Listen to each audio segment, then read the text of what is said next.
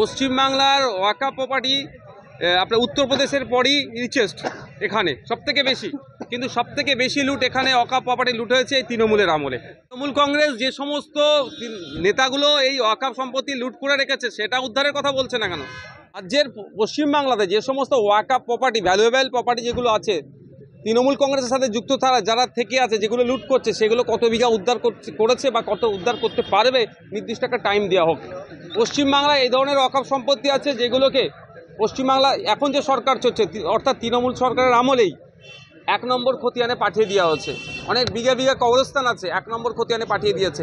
এটা ইচ্ছাকৃতভাবে। ওগুলোকে উদ্ধার করুক আগে, তারপরে মমতা ব্যানার্জি বা তৃণমূল কংগ্রেস ওয়াকফ নিয়ে আন্দোলন করুক।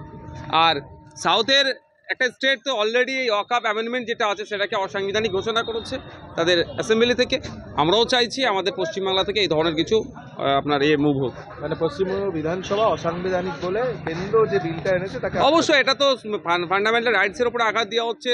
আর্টিকেলের 14, 15, 25, 26, 30 এগুলোর উপর আঘাত দেওয়া হচ্ছে। সেই আঘাতের জন্যই তো তৃণমূল কংগ্রেস সভা করছে, তাহলে সেটাকে আপনি কিভাবে? দেখুন, তৃণমূল কংগ্রেসের অবশ্যই প্রতিবাদ করছে, কিন্তু তৃণমূল কংগ্রেস যে সমস্ত নেতাগুলো এই ওয়াকফ সম্পত্তি লুট করে রেখেছে সেটা উদ্ধারের কথা বলছে না কেন? পশ্চিমবাংলার ওয়াকফ প্রপার্টি আপনার উত্তরপ্রদেশের পরই রিচেস্ট, এখানে সবথেকে বেশি।